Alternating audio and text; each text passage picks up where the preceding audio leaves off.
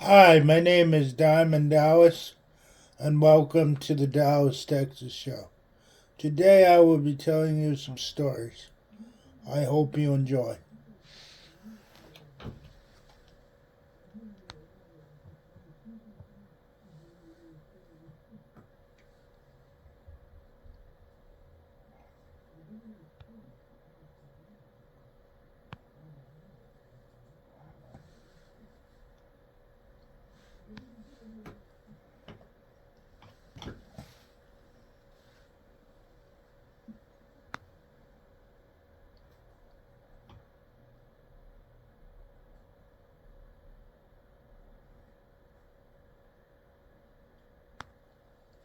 Staring at the walls.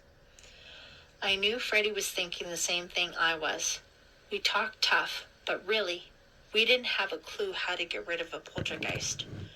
After a moment, I stood up. We can't just sit around here spooked. We need to do something. Anything. Let's do something for Mom, said Freddie. She's been pretty annoyed with us lately. Let's surprise her. You want to? What should we do? Let's bake her a pie, Freddie suggested. You make great pies.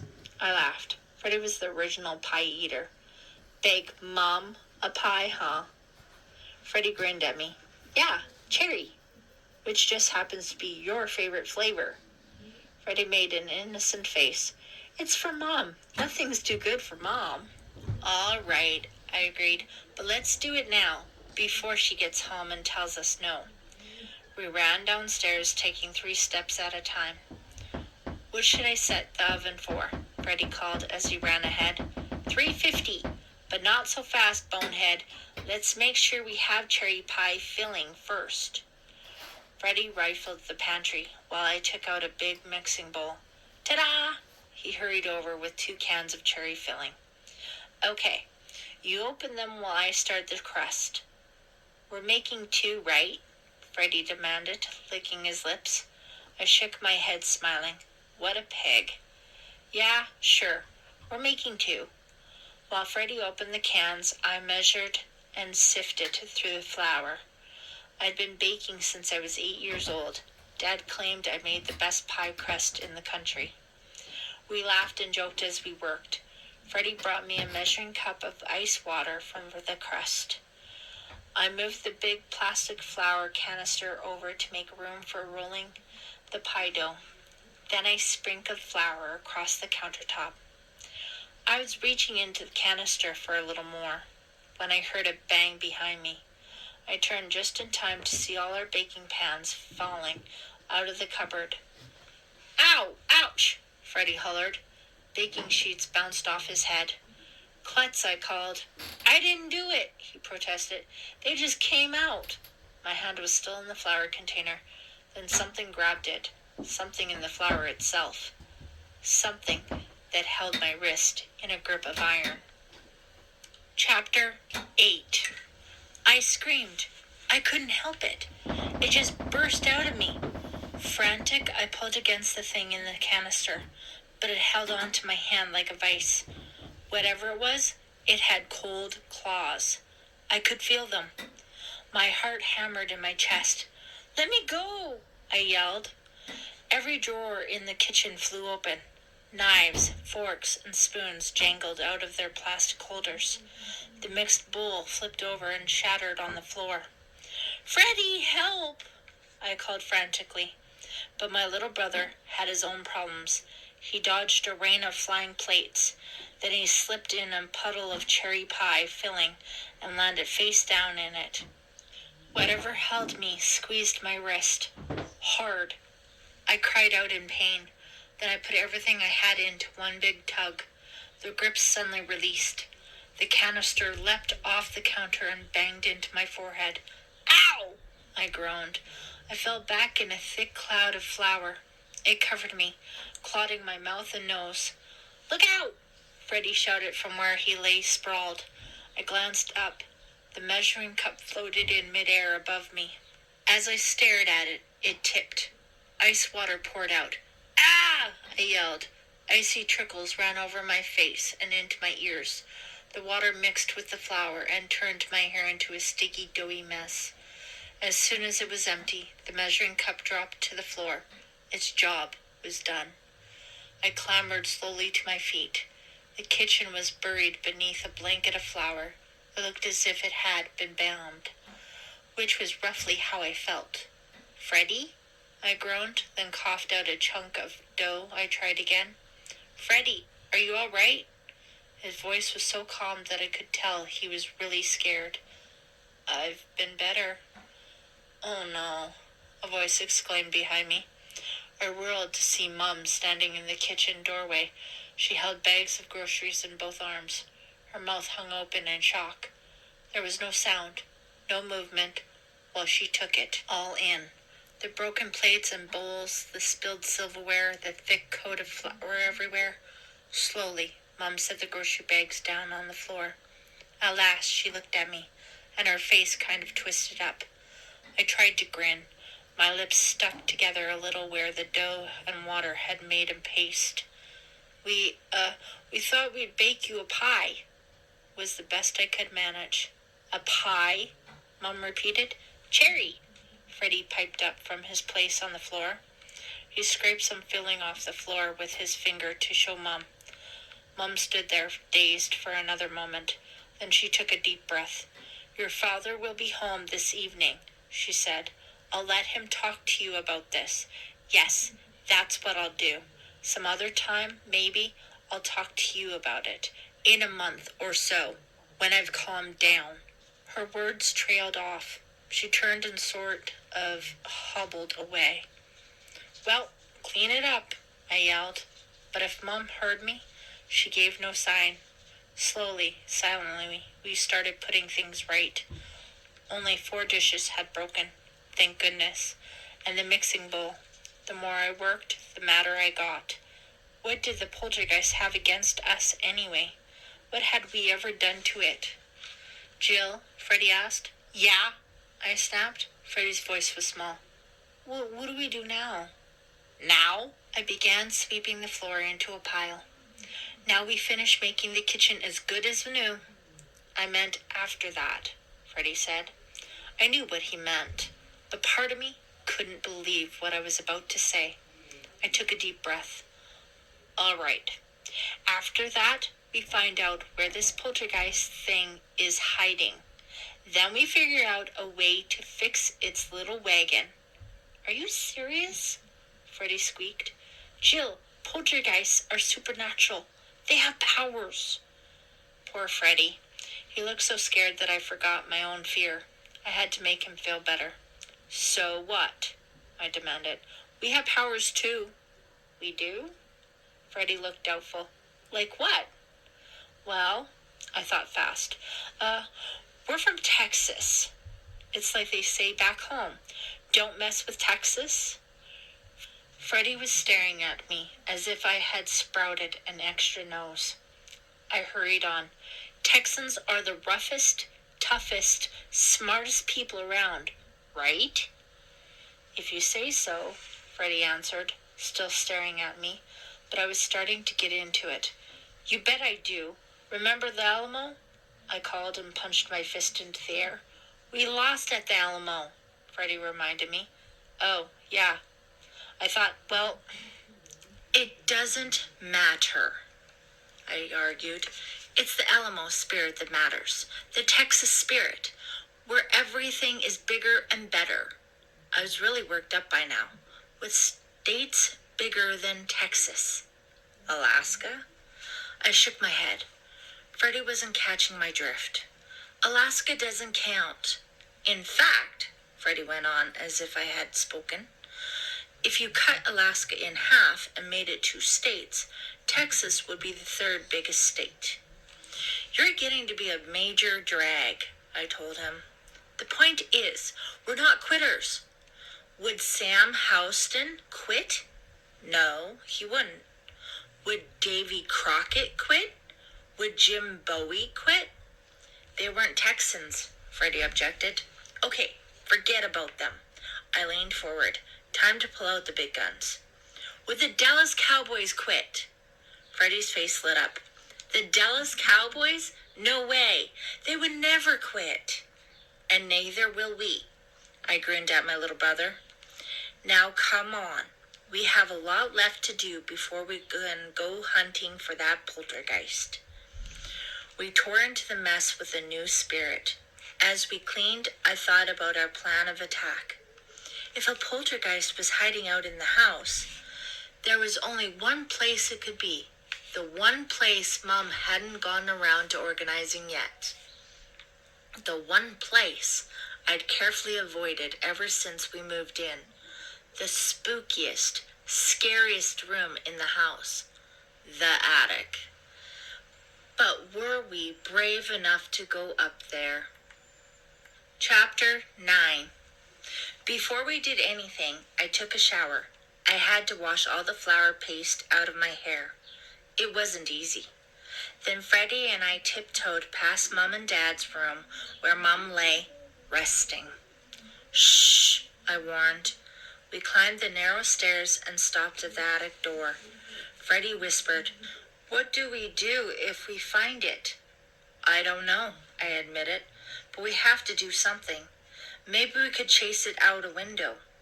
Or spray it with bug spray?" Freddie suggested. I nodded. Whatever it takes, I just can't handle another day like today. My hair was still wet from the shower. Water dripped down my neck. It reminded me of the disaster in the kitchen. It made me mad all over again. I set my jaw and turned the knob. Thick, musty air greeted us as we stepped into the attic. The shutters had slats that sifted the late afternoon sunlight. Tiger stripes of light and shadow lay over mysterious mounds of stuff. I stepped forward quickly and pulled the string for the light. A bare bulb flickered on. It wasn't so creepy with the extra light. The room was cluttered with Uncle Solly's old junk. Boxes lay everywhere. A rocking chair with a broken rail leaned in one corner. More boxes piled on its seat. A dressed dummy draped in rotting fabric stood beside it. That must have belonged to Uncle Solly's wife, I guessed. She died years ago, before I was born. "I don't see any poltergeist," Freddie said. "Do you?" "No," I admitted. Now that we were there, I felt kind of stupid. What had I expected? That the thing would be sitting at a table playing solitaire? Freddie ran a finger along one of the old boxes. "Wow, Uncle Solly sure had a lot of stuff, huh?" "Yeah," I agreed. "And look at the dust. And cobwebs. Nobody's been up here for a long time." Freddie shifted a box from the top of his stack. He opened the top and looked in. "Hey, look at this." He held up a book. "It's all about coin magic, and here's a book by Houdini. Cool. It's like a library of magic." Freddie loves magic books. He doesn't have too many of his own because they're really expensive. So this box was like a treasure chest to him. "This is great," he said, beaming. "We could be here for a while," I thought. I opened another box. Inside were hundreds of fancy silk scarves. Some were plain, others had designs that looked like magical symbols. We found other things, boxes filled with plastic thumbs and fingers, hollow tubes with other tubes hidden inside them, hats with secret compartments for storing rabbits, old-fashioned ladies' bonnets. For what I couldn't even guess. Also, Freddie got really excited over something he called an egg bag. I don't know. It just looked like an ordinary bag to me. The attic was like a magician's museum. The more stuff we took down, the more stuff we found. That's how we found the big tricks. The illusions. There was a kind of brace that Freddie said was used for making people look as if they were floating. He showed me how it worked, but there were some tricks that even he couldn't figure out. "It's like I said before," Freddie told me. "I think some of Uncle Solly's act was real magic. That's why we can't make it work." "Don't be dumb," I said. "That's impossible." "Ha!" Freddie poked me in the side. "I'm not the one who wanted to come up here and search for a poltergeist." At last we found an old trunk buried under piles of boxes. We dragged it into the clear. Freddie lifted the lid. Inside was a bunch of old magazines and a wooden box carved with ugly, grinning faces. "Hey, that's the puppet box we saw in Uncle Solly's video," I exclaimed. I pulled the box from the trunk. It was about a foot long on each side, a perfect cube, and heavy for its size. I shook it. Something thumped inside. The box had a broken latch at the top. A piece of wire was twisted through it to keep it closed. "Open it," Freddie suggested. I started to untwist the wire. I'd almost gotten it off when I heard a scraping noise behind me, and then a squeak. "What was that?" Freddie whispered. "A rat?" "A rat?" The hair rose on the back of my neck. I thought of the tiny footprints I'd found on my dresser. I didn't want to turn around. What if the rat was right behind me? Just then, the puppet box jerked in my hands. "Hey!" I cried. "Jill, look!" Freddie gasped. I whipped around. There was something right behind me, but it wasn't a rat. It was much, much worse. Chapter 10. I stared at the nightmare thing in front of me. My mouth opened and closed, but I couldn't manage to get my voice going. The dressmaker's dummy. Somehow it had come to life. It floated in the air. Drapes of rotting fabric spread from its form like bat wings. One of the ladies' bonnets floated above. Between the bonnet and the dress dummy, where a face should have been, there was nothing. Just dark, empty space. Then the dummy swooped down at me. "Look out!" Freddie screamed. I yelped and stumbled backward. The fabric shaped itself into tattered hands and wrapped around the box I was holding. It tried to pull the box from my hands. I hung on, too scared to let go. I wanted to scream, but I couldn't breathe. Freddie hammered at the dummy with his fists.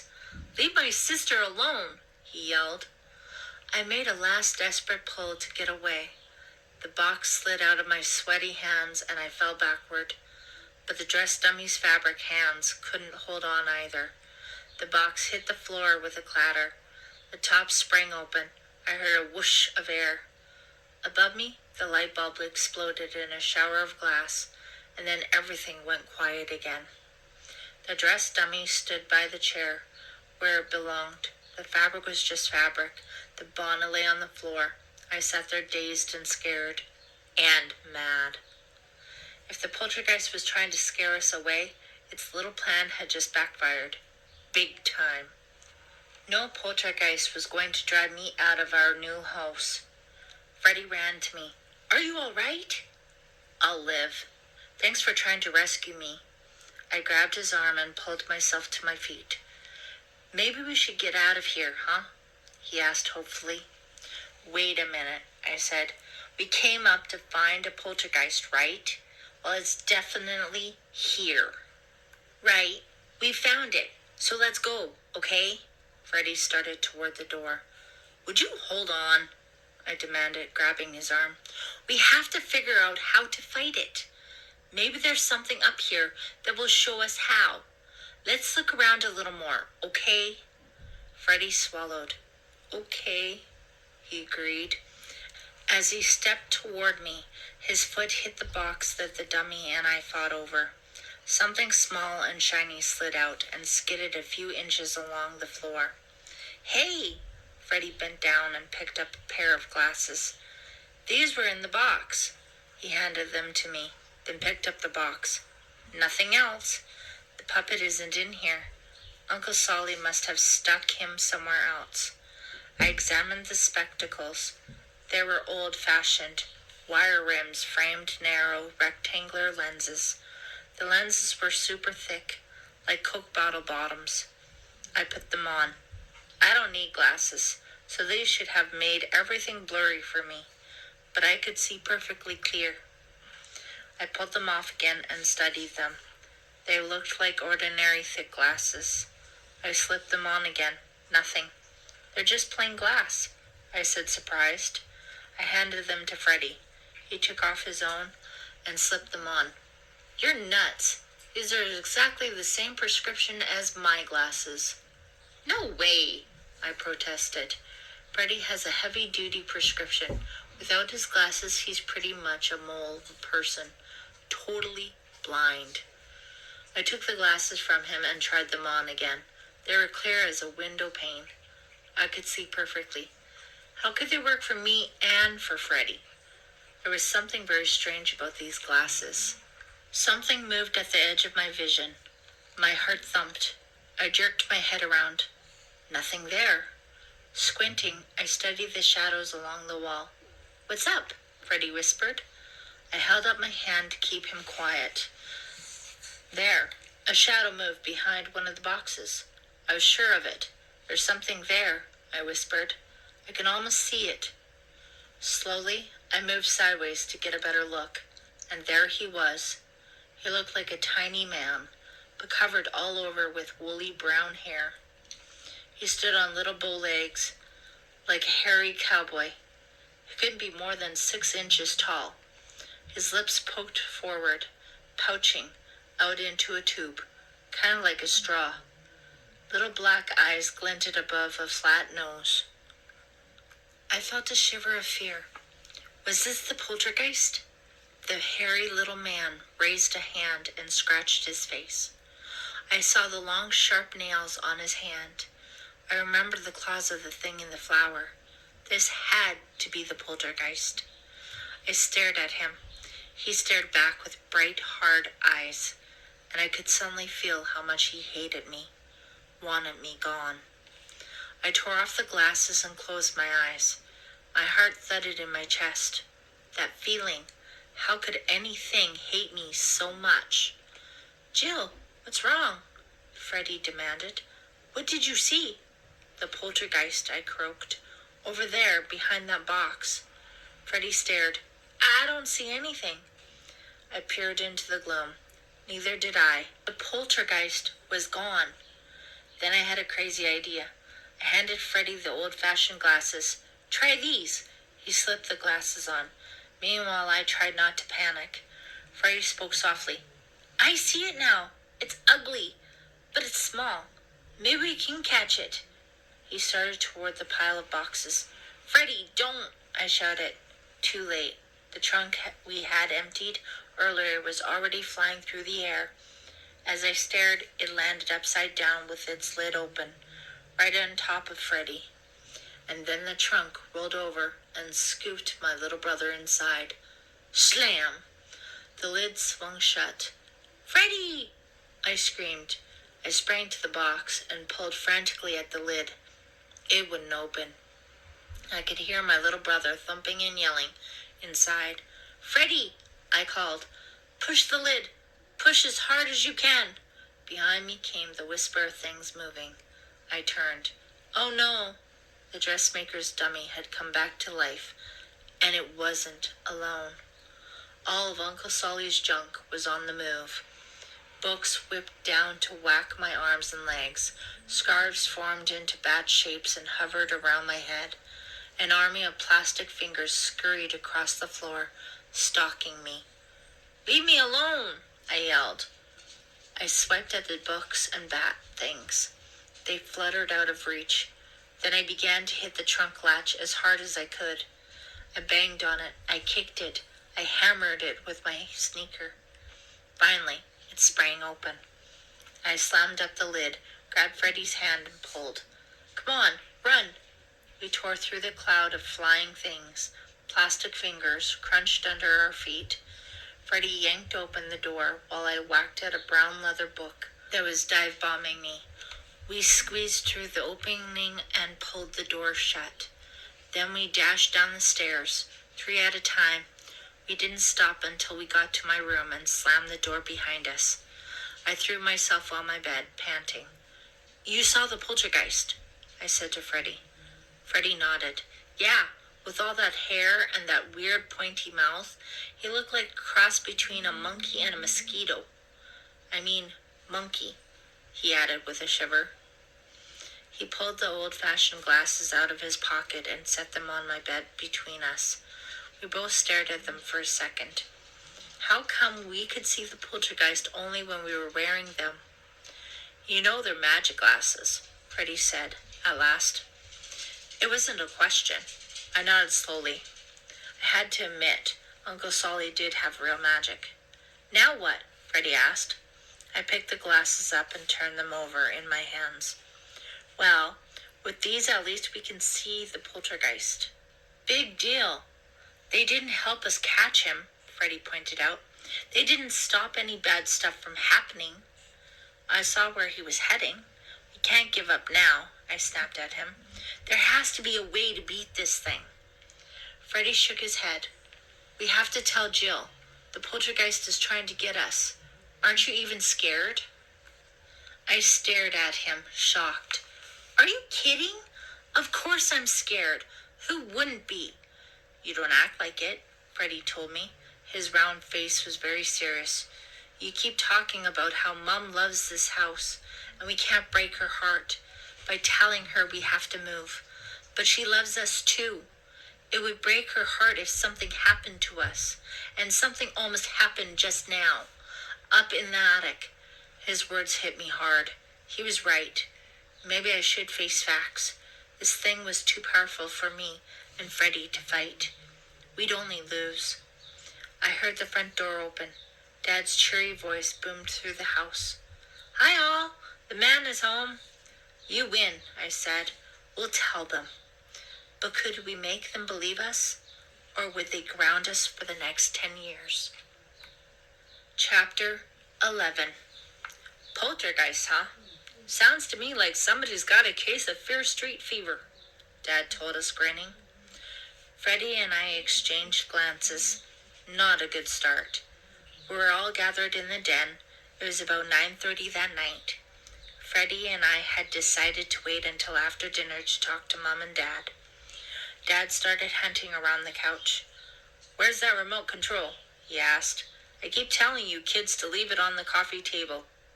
Dad, I pleaded, won't you listen? He raised his eyebrows. Well, sure, Pumpkin. I'll listen, just as long as I don't have to believe. Even though Dad was born in Shadyside, his years in Texas left him with a drawl. He likes to pour it on even thicker than usual when he's joking with us. He went back to hunting for the remote. Ah, here it is. Under the cushion, of course. I know you kids didn't put it there. Probably that rascal poltergeist. Mom sat in the chair next to the couch, looking annoyed. Neither of them believed a word we'd said. Why won't you believe us? Freddie asked. Freddie, you forget. I was there. Mom leaned forward, her eyes filled with concern. I heard you wrestling before you broke the lamp. I saw the video of your uncle juggling those books, just the way you two did. And when I walked into that mess in the kitchen, all I saw were two kids whose horseplay had gotten out of hand. But the glasses, I began. Ah, yes, the glasses, Dad said. Let me see them. I passed him the magic glasses. He slipped them on and peered around the room, searching. Suddenly his eyes widened. He gasped.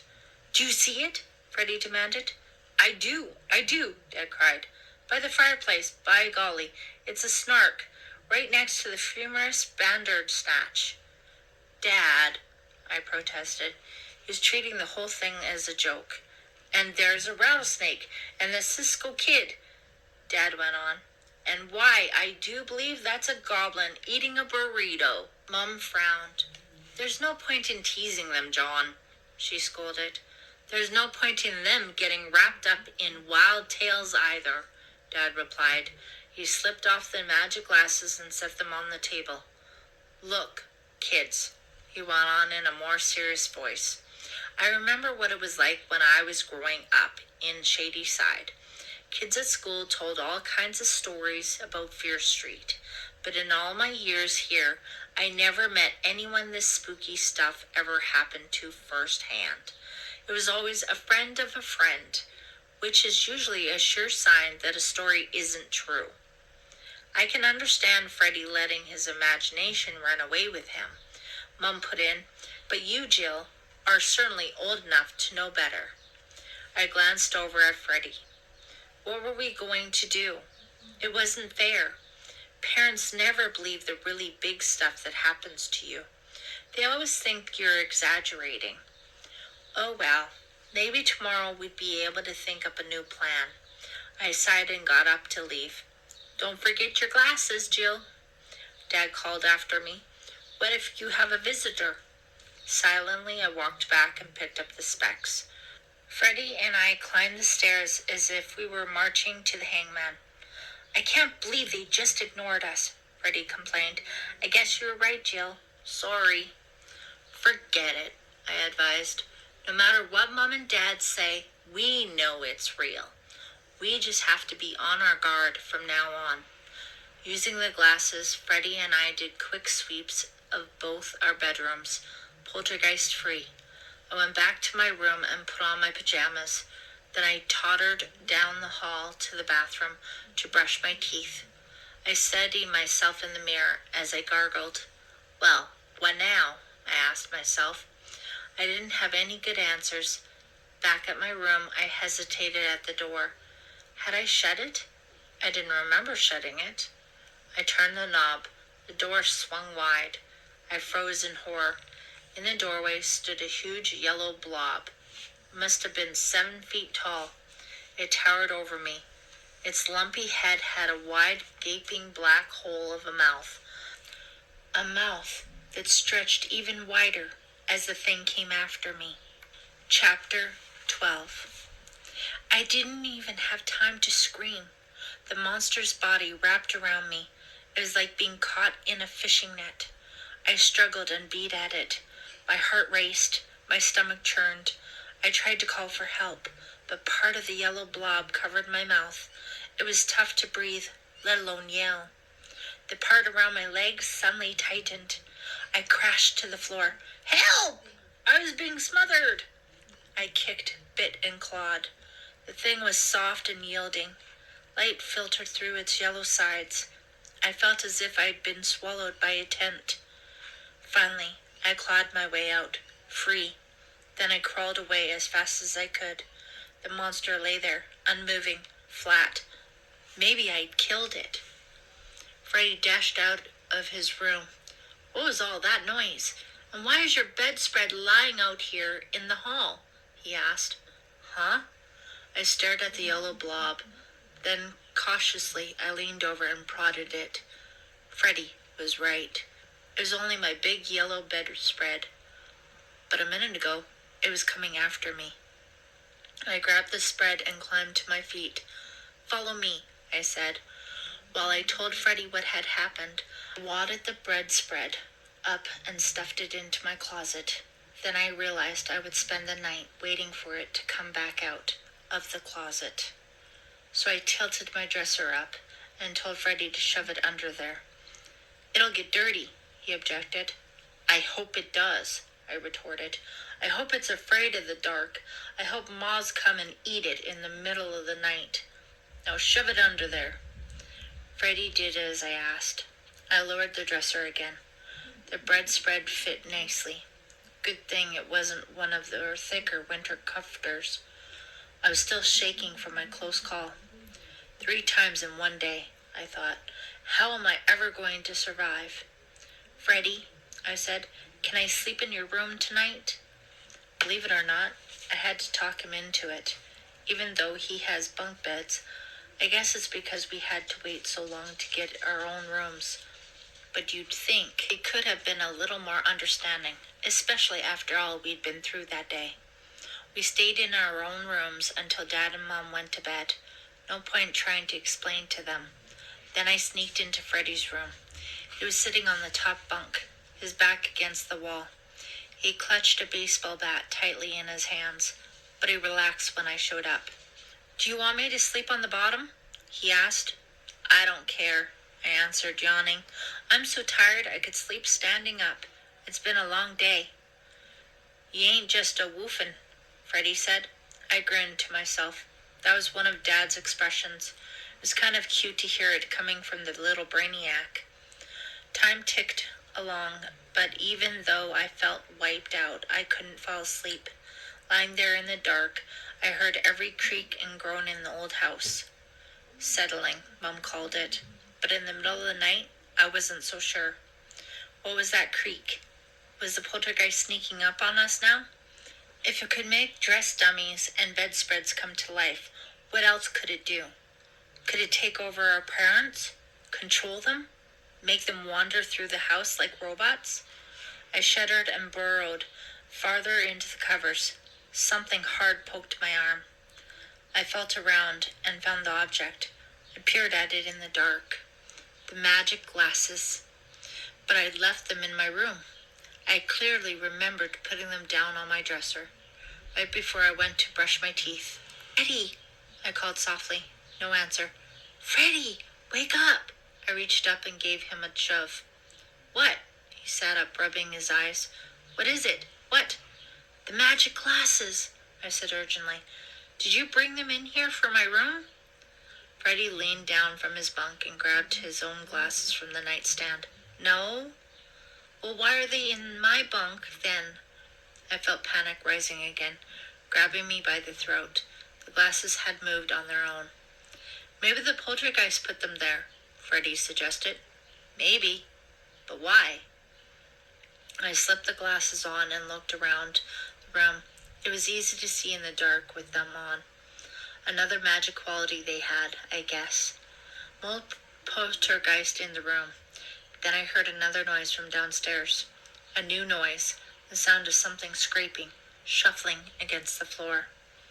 Something was down there. I was certain of it. Was it planning to get me and Freddie, or Mom and Dad? "Stay calm," I told myself. Yeah, right. I pushed back the covers and climbed out of bed. "Get up," I ordered Freddie. We couldn't just lie there in the dark, waiting for whatever it was to come get us. We had to do something, even if it meant risking our lives. Chapter 13. We needed weapons. The best we could come up with was Freddie's baseball bat and my tennis racket. Oh well, better than nothing. Holding them ready, we tiptoed down the hall. I still had the magic glasses on, so I spotted him right away. The little hairy guy from the attic, leaning calmly against the stair railing. He looked as if he was waiting for a bus. I jumped forward and swatted at him. He vanished, just like that. I spun around. "Where'd he go?" I asked softly. "Peeps," I heard in my ear. "Ack!" I squawked. "Freddie, the poltergeist, he's on my shoulder." "Hold still," Freddie ordered, and swung the bat. I barely ducked in time to save my head. "Watch it, lame brain," I whispered fiercely. "You almost decked me." "I didn't mean to," he argued. "I can't see the stupid poltergeist, remember? I was just trying to help." I reached up and felt my shoulder. Nothing there. "Well, he's gone anyway," I said. "That's what matters. Now, for Pete's sake, keep quiet. The last thing we need is for Mom and Dad to wake up and catch us out here. They'd ship us to the loony bin for sure." We crept down the stairs. The poltergeist kept popping in and out of sight. Each time I took a swing at him with my racket and missed. He was playing with us, the little creep. When we reached the downstairs hall, the poltergeist stood on a chair, waiting for us. His little black eyes glittered at me. I pounced and thwacked the racket on the seat of the chair. Nothing. "Did you get him?" Freddie asked. "No," I growled. I flipped on a light. "How come you keep missing?" Freddie wanted to know. I gave him a look. "He keeps vanishing. How do you expect me to hit something that can just blink on and off like that? I think he pops from one place to another." Then I heard it peeps again and felt something land on my head. "Oh, yuck!" I slowly raised my hands, trying to catch the little guy by surprise. All I caught was air. Frustrated, I pulled off the glasses and handed them to Freddie. "Here, you try. Maybe you can do it better. And use my racket instead of that bat. That way at least you won't kill me while you're trying to bean him." Freddie leaned the bat against the wall and gave me his glasses to hold. Then he put on the magic glasses. "There he goes," he called immediately. He sped toward the den. I followed. When I got there, I found Freddie standing still as a statue. The light was on. His hand was still on the switch. The tennis racket hung loose in his other hand. All around us was that weird little sound. Peeps, peeps, peeps. I felt cold. What's going on? I said. Freddie, what's wrong? Silently, he handed me the glasses. I slipped them on and gasped. The room was filled with poltergeists. They sat on the bookshelves and the television. They hung from the lamps, from the ceiling fan. They danced along the curtain rods. They bounced on the sofa cushions. There were dozens of little guys. Some were covered with brown hair, some with black. Some, 3 or 4 were spotted, like Dalmatians. I even saw one with black and white zebra stripes. And all their tube-like mouths were working overtime. Peeps, peeps, peeps. Then all at once, every single one of them stopped peepsing and turned to face us. Slowly, the little things made a circle, surrounding us. My knees shook so hard I thought I was going to fall over. I reached out and grabbed the back of a chair. Why is it quiet all of a sudden? Freddie stammered. Without the magic glasses, he was lost. What's happening? You don't want to know, I told him. Just stick close to me. The poltergeist's black eyes gleamed. The circle closed tighter, and they drew nearer. Nearer. This was the end. I shut my eyes. I didn't want to see. Then a new sound broke the silence, a much uglier sound than the poltergeist's peeping. It snarled and rumbled like nothing I'd ever heard. My eyes flew open. I spun around, trying to see what it was.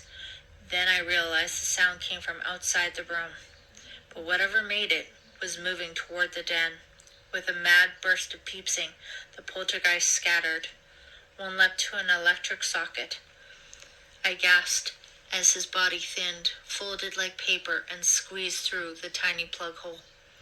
Others slipped like mist through cracks in the brick chimney piece. One flattened itself and slid under the closet door. In a flash, they were gone. We were all alone. The snarling noise grew louder. Clearly, whatever made that horrible sound had scared away all the poltergeists. And if it could scare a poltergeist, what kind of horrible thing could it be? Without realizing it, Freddie and I had backed up all the way to Mom's plate wall. Our backs were against it when a solid thud came from the other side. I could feel it all down my back. Whatever was on the other side of that wall was powerful, and it was coming after us. A horrible bubbling growl ripped the air. "We've got to get out of here," I whispered. Freddie didn't answer. He simply barreled out of the room. "Wait for me," I called, and tore out behind him. We rushed up the stairs and into Freddie's room. I closed the door and turned the key in the lock. "That should do it," I said. I moved into the room.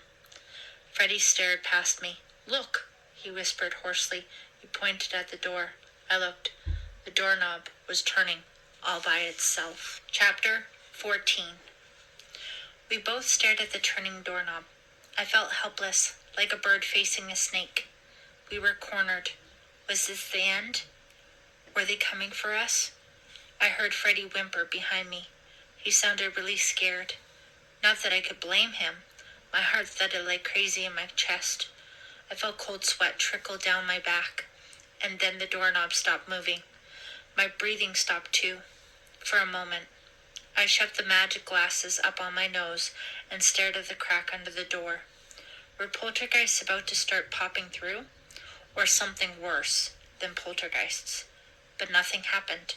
Nothing at all. After about 5 minutes, my muscles started to relax. Maybe we'd live until morning after all. Still, I didn't want to take too many chances. "I think we should keep watch," I told Freddie. "We'll take turns. I'll do the first watch. I'll wake you in an hour for the second. Deal?" Freddie nodded gloomily. "Deal. But I'm too scared to fall asleep anyway." "Try," I said, and patted him on the shoulder. Poor little brainiac. He climbed up to his bunk and lay down on top of the covers. I slid into the bottom bunk and leaned against the wall. I wore the magic glasses. I wanted to see them. if they came. The minutes slid by. I kept my eyes fixed on the door. My fingers clutched the baseball bat tightly. No way they were getting past me. No way. No way. I woke up with a start at a peeping noise. Hey! It was morning. Sun poured in the window. A robin perched on the sill, chirping. That must have been the sound that woke me. I scrambled out of bed in a hurry. What if they'd come while I was sleeping? What if they'd done something horrible to Freddie? But Freddie snored peacefully in his bunk. We'd survived the night. I opened the door and peeped out. Everything seemed normal, at least in the upstairs hall. Freddie made groggy waking noises. What time is it? Is it my turn? He murmured, then he slid his glasses on. Hey, it's morning. What happened? I guess I fell asleep, I admitted. Sorry, but we made it through the night anyhow. Freddie blinked. But what if they come back? What are we going to do? I bit my lip. When we get home from school, let's try sticking close to Mom and Dad. Whatever they do, we do. If we're with them, when the poltergeists come back, they'll have to believe us. What do we do when Mom and Dad go to bed? Freddie asked. We'll wait until they're asleep and sneak in with them. We'll sleep on the floor if we have to. Freddie swung his legs over the edge of the bunk and jumped to the floor. I hope it works. I hope the poltergeists do try something in front of Mom and Dad, because I get the feeling they aren't only trying to scare us. I knew what Freddie meant. I could still see the poltergeists in my mind, closing in on us, their eyes gleaming, their faces full of hate. Freddie was right. They didn't just want to scare us. They wanted to get rid of us. Chapter 15. At breakfast, Mom cupped my chin in her hand and frowned. Are you feeling all right? She asked. You're a bit pale. I stared at my plate. I didn't sleep too well. Mom clucked her tongue. Did you stay up late reading those scary books again? I've warned you about that, Jill. No wonder you're imagining poltergeists. I didn't say anything. What good would it do? I stumbled through the school that day in a daze. Who knows what kind of dumb things I said in class. I couldn't concentrate. I didn't even notice if anyone made fun of me. I couldn't stop thinking about tonight. I had a feeling tonight would be the end of it, one way or another. Finally, the school day was over. Freddie and I walked home together. When we reached our house, we stood on the lawn for a minute, staring at it. It looked so cool when we got here, Freddie said sadly. I nodded. It had seemed like such a great place to live. But not anymore. Now it looked dark, mean. The windows glared down at us in the afternoon sun. The door stood waiting, ready to open and swallow us whole. I hitched my backpack up and stepped forward. Remember our plan, I warned Freddie. Whatever Mom does, we stick with her. If she's cooking, we help her cook. If she's reading, we get a book and join her. We don't let her out of our sight. I know, Freddie answered. She won't get away from me. As soon as we walked through the front door, I put the magic glasses on. No poltergeist in the hall. Mom, I called. We're home. Silence answered me. Freddie slid off his backpack and let it drop by the hall table. Isn't she here? He asked nervously. Maybe she's upstairs or in the basement. I tried to sound reassuring. Mom! I called again, louder. Still no answer. She probably ran to the store or something, Freddie suggested. His voice shook a little. We found her note in the kitchen beside a vase of the flowers. Jill and Freddie, Dad surprised me with flowers this afternoon. It's the anniversary of the day we met. Isn't he sweet? We're off to dinner and a movie. Back by 11. There's a lasagna in the oven. Don't get into mischief. Love, Mom. So much for the great plan, Freddie groaned. Now what are we going to do? We're all alone. He looked as if he was about to cry. I licked my lips, trying to think of something to cheer him up. And to cheer me up, if you want the truth. We had a long, scary evening to get through. Somehow, we had to pass the time. And then I got an idea. I started rummaging through the cupboards. We'll have our own party, I exclaimed. I threw a bag of popcorn in the microwave. I got a tray out and piled it with cookies and M&Ms. When the microwave dinged, I poured the hot popcorn into a big bowl. I put it in the center of the tray. Ta-da! I sang, plopping the tray in front of Freddie. I declare today official pig out day. Grab some sodas and let's take this stuff to the den. Freddie's eyes lit up at the sight of all that junk food. Mom wouldn't like it, but I didn't care. This was an emergency. In the den, I set the tray on the coffee table. What are we going to do? Freddie asked. Let's watch that video of Uncle Solly again, I told him. Remember how much fun it was? Freddie took the tape from the closet and we slipped it into the VCR. We plopped out onto the couch to watch.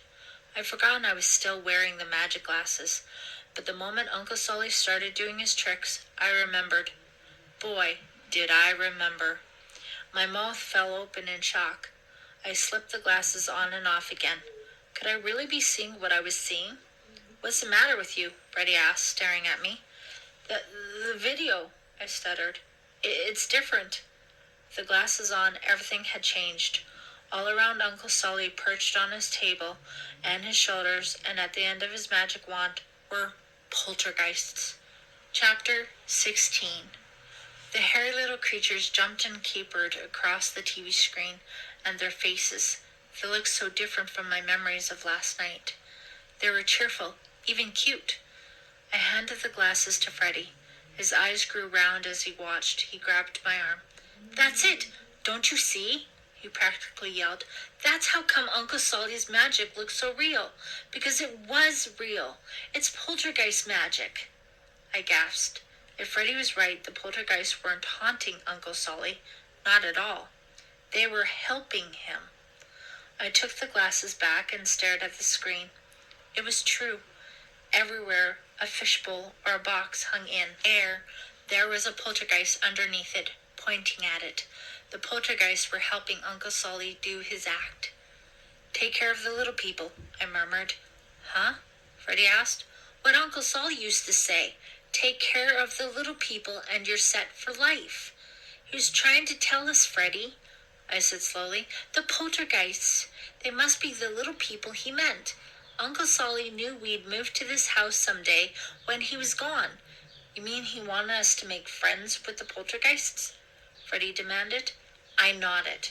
My mind was working on overdrive. Maybe we'd been wrong about this whole thing from the beginning. Maybe the hairy little men weren't poltergeists at all. After all, a poltergeist is a kind of ghost, right? These creatures didn't seem like ghosts to me. Magic, yes.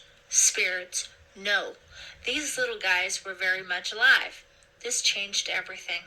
If we were right about who the little people were, and if we could make friends with them, we wouldn't have to be afraid.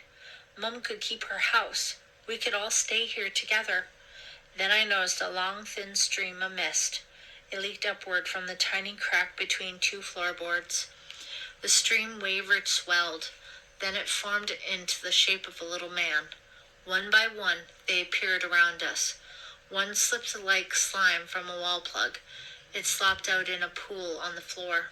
The head and then the shoulders, and finally the rest of the creature emerged from the pool. This one had red hair with black speckles. Another shot like a laser beam from the light. It bounced around the room. Then it stopped. Suddenly, a fresh, whole creature balanced on the edge of our popcorn bowl. Its gaze was glued to the television screen. Freddie, I whispered, they're here. Soon there were dozens of them in the room. They perched on lamps and chairs and tables, all watching the videotape with sad expressions on their tiny faces. Freddie and I took turns watching them through the glasses. They paid no attention to us at all. Then they started making those noises again. Beep, beep, beep. This time, though, they sounded different to us. I think they're crying, Freddie whispered. Me too, I agreed. They must miss Uncle Solly. Maybe they don't understand why he's gone, Freddie said. Maybe. That gave me an idea. And maybe that's why they've been so mean to us. They think we're intruders. How could we make friends with them? Then I got another idea. Freddie, I whispered, go get your magic stuff. Put on your cape and your top hat. Then bring your tricks back down here." "Why?" Freddy asked. Then his eyes lit up. "Oh, I get it." He slipped quietly out of the room. I heard him running up the stairs to his room. The creatures were so wrapped up in Uncle Solly's video, they didn't even seem to notice. I was alone, surrounded by little people. The hair was all over my arms and legs. "Hurry, Freddy," I whispered through clenched teeth. Nervously, I grabbed an Oreo off the tray. I wasn't even hungry. It was more like I wanted something to do. I heard a curious peeps in my ear. My gaze slid to the side. I caught my breath. There was a tiny man on my shoulder. It was the zebra-striped one I'd noticed earlier. He stared curiously at my cookie. He didn't seem threatening.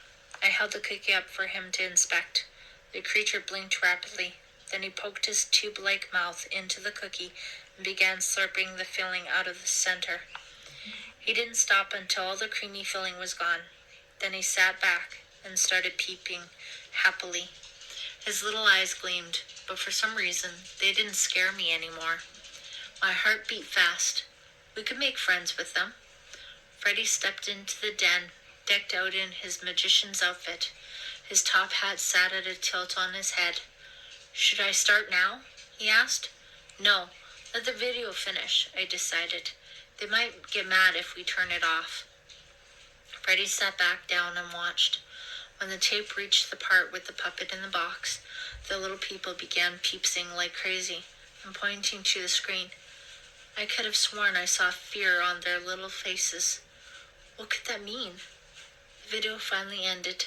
The creatures began jabbering again. I poked Freddy. "Now," I said.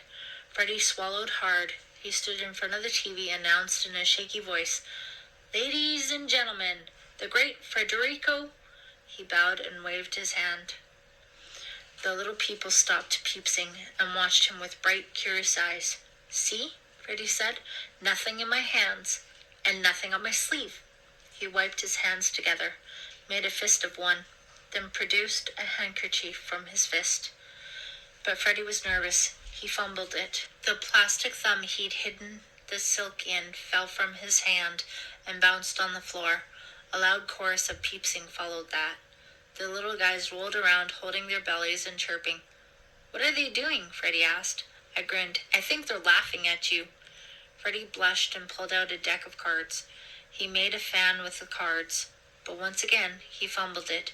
The entire deck spilled to the floor.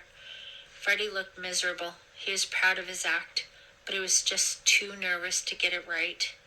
The little people didn't seem to mind, though. They thought he was a riot. Then one of them jumped and landed on Freddy's shoulder. "Freddy," I said quietly, "one of them is sitting on you. Wave your hand at the cards on the floor and see what happens."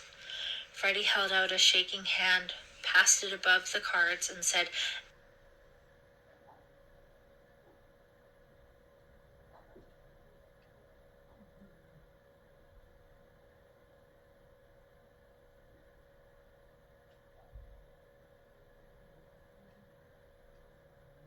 Freddy said half-heartedly. "Louder," I insisted. "Make it sound like you mean it." To help him out, I laughed too. At first it was hard, but then the whole situation struck us just right. Suddenly, we were laughing for real. The little guys peeped happily. More of them jumped on Freddy. The cards began to dance round him in the air. He waved his hands. The cards followed his movements. "Wow," he declared. I clapped my hands. The creatures helped Freddy with trick after trick. In no time, they lost all their shyness. They swung from our fingers. They danced up and down our arms. "This is great," I thought. "Our troubles are over. We'll never have to be scared again."